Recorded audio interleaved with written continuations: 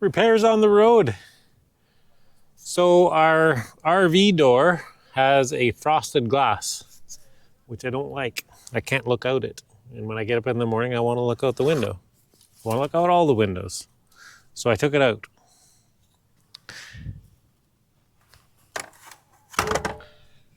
Just a few screws, 2 pieces that separate. And I'm gonna have to clean up the surface here so the new window will seal, but I bought a new window from,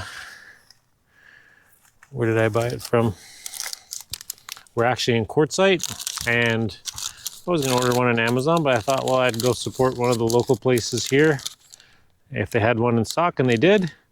RV Lifestyles. It was a few bucks more than the Amazon one, but not a huge difference, and we'll put her in and give her a shot.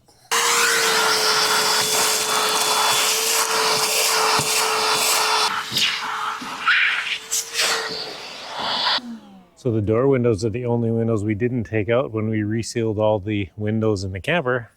And you can see that one really hasn't been sealed. There's been a lot of dirt. Like it was probably almost 1/4 inch thick on the bottom. So that means water's been coming in with dirt most likely.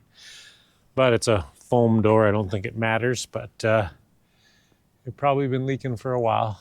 So that's good. We'll get it cleaned up good and start putting the new one in.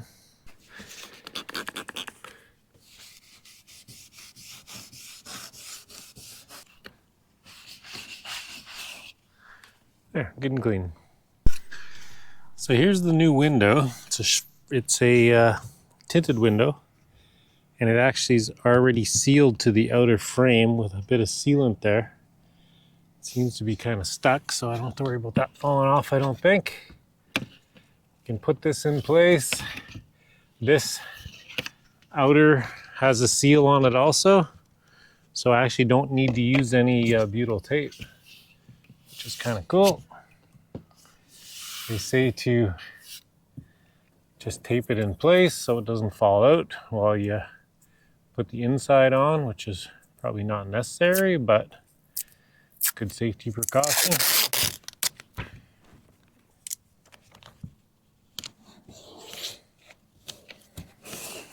That should hold her in. Now I need to assemble the shade. So this is the inner trim, which I'm gonna say the shade goes in the top. Oh. So part of it goes in the top, part of it goes in the bottom, I guess. So that is what I pulled down. So that gets held in under the little tabs there. And then there's tabs down here, which this gets held into.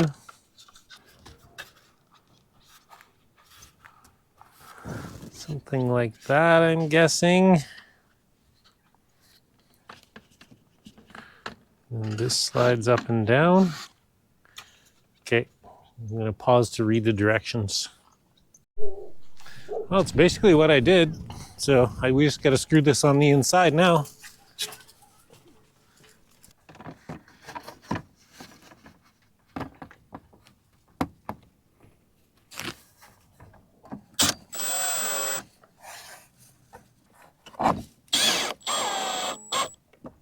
The top and bottom thing of the shade are kind of under tension with these strings, so I've been kind of pushing it down as I tighten the screws along there to try and get it straight because it's pulling up.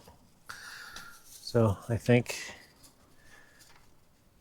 that's probably the way to go. Doesn't really talk about that in the instructions.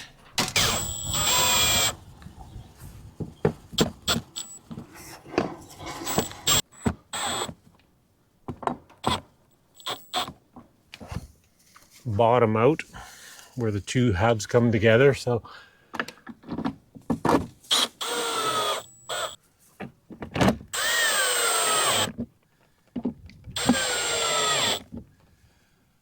well, and that's cool. There's actually still 2 screws left in the bag, and I didn't have to find the 2 I dropped on the ground. I will go look for them, but That's kind of neat to get extra screws.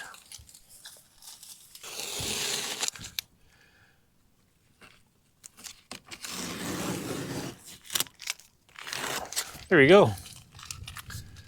I may do a little sealant around the outside anyway, just to be extra safe. Probably not necessary right away, but at some point I probably will.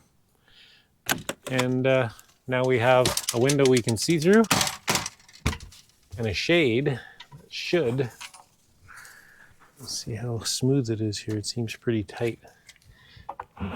Well, you just kind of got to two-hand it. There, so we got a nightshade.